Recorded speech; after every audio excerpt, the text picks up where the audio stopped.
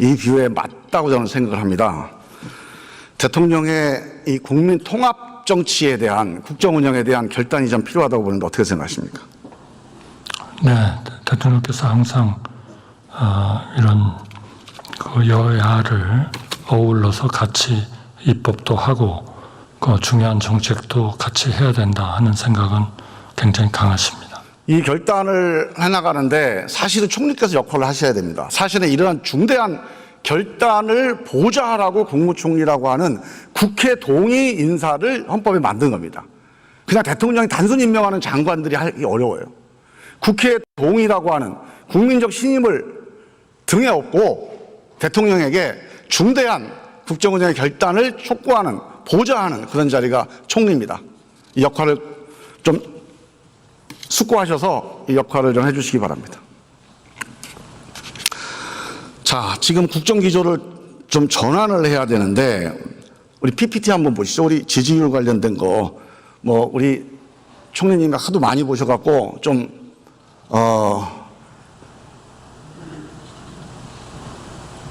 지금 대통령 지지도 뭐 신뢰도 이거가 낮다는 얘기는 많이 하는, 제가 좀 놀란 게 박근혜 대통령 탄핵 때 그 신뢰도 3.9보다 더 낮아요. 2.8이에요.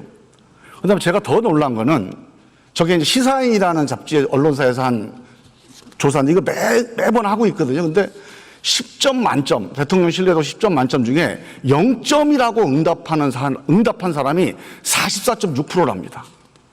저는 이게 약간 좀 심각하다. 그러니까 전체적으로 지지도가 낮은 것보다도 정말로 강력하게 이렇게 반대하고 강력하게 불신하는 사람들의 숫자가 너무 늘어나고 있다. 이런 상태면 뭘 해도 안 먹히는 상태가 됩니다. 국정불능의 상태가 돼요. 상당히 위험한 상태다. 이게 우리가 비유로 따지면 모래주머니 차고 지금 마라톤 하고 있는 거거든요. 이 모래주머니를 차고는 마라톤을 할 수가 없어요. 그래서 이걸 뭔가 변화를 해야 됩니다. 이 상태에서 좀 정상적인 국정 운영이 저는 가능하다고 보지 않는데 총리께서 이 상태를 변화시키기 위한 노력, 고민, 방향 어떻게 생각하십니까? 한번 고민에 찬 말씀을 좀 해주시면 어떻겠습니까? 네. 저는 우리 의원님의 말씀에 전반적으로 동의합니다.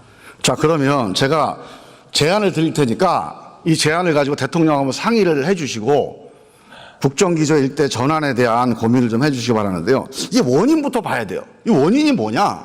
저는 기본적으로 승자독식 국정운영, 이게 가장 큰 원인이라고 봐요. 48%의 지지를 받았어요. 근데 100%의 권한을 행사합니다.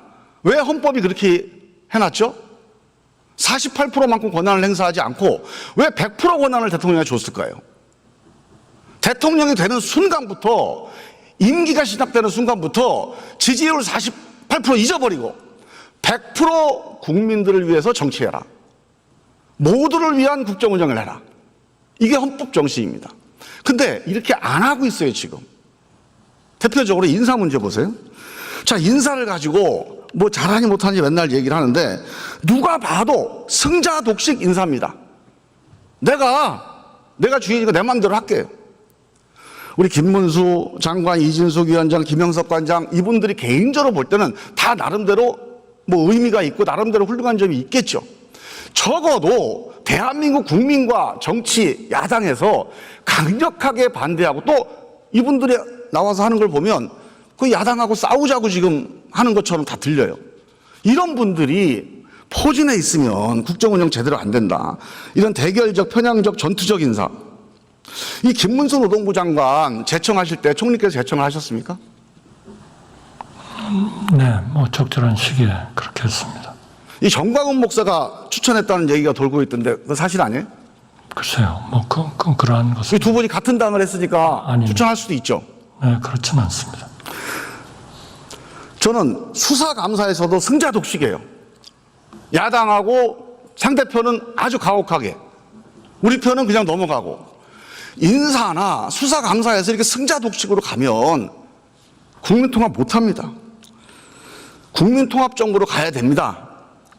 링컨 루즈벨트만이 아니고 독일의 전후복구했던 아데나워, 빌리 브란트, 헬무트 콜 모두가 다 자기하고 상대 진영 손잡고 위대한 업적을 남겼어요. 지난 200년 민주공화국에서 이런 단독 독임 분열 이런 정부가 성공한 사례가 없습니다. 대한민국 위기 극복 IMF 어떻게 극복했습니까? DJP 연합 정적이 손잡아서 만든 겁니다. 자, 4가지 제안을 드릴게요. 일단 우리 PPT 한번 올려보시죠.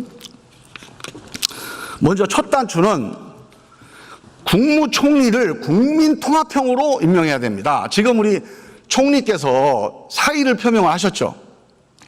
예. 그런데 이게 왜 수리가 안 되는 이유가 있습니까? 상황이 어때요 지금? 글쎄요, 대통령께서 당분간 좀 국정을 좀 잘 챙겨달라는 말씀이에요. 이제 다음 총리가 중요하겠죠. 예.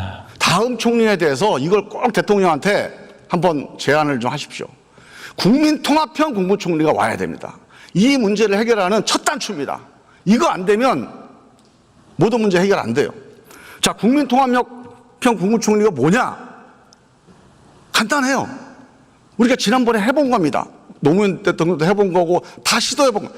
국회에서 추천하는 총리를 한번 검토해 보십시오. 국회 추천 국무총리를 이번에 한번 임명을 하자. 이렇게 제안 한번 해보시기를 제안합니다. 그 이유는 왜 그러냐면 원래 국무총리라는 헌법적인 의미가 국회 동의를 구하게 돼 있어요. 즉 국회와 함께 국정운영을 협의하라고 만든 게 국무총리입니다.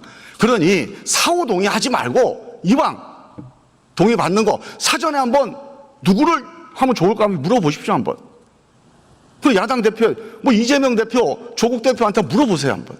그리고 그분들이 추천하는 일방적인 걸로 할 필요는 없죠. 그러면 여당의 대표들하고 또 같이 해서 한번 합의되는 안이 있는지. 그래서 그런 국회 추천 국무총리가 되면 저는 첫 단추는 해결될 거다. 두 번째로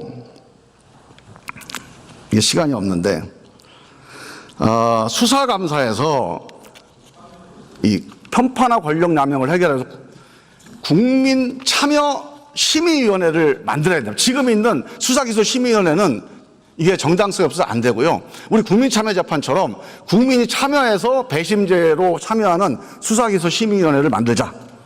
그다음에 세 번째는 이 초당적 외교안보 체제가 필요합니다.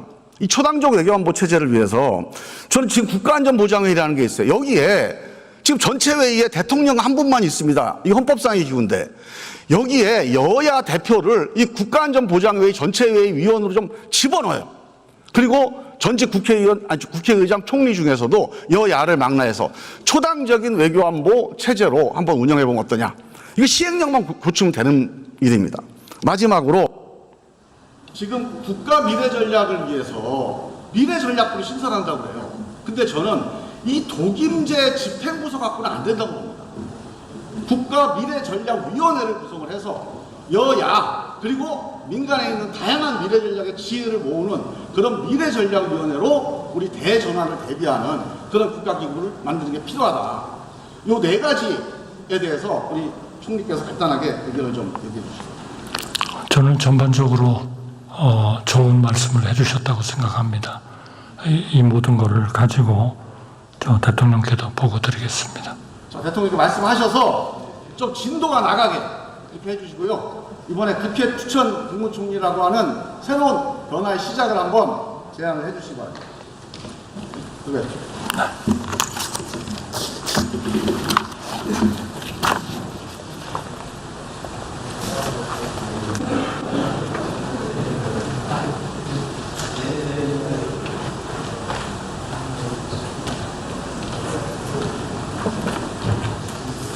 할 말은 많은데 시간이 다 돼서 내려가야겠습니다.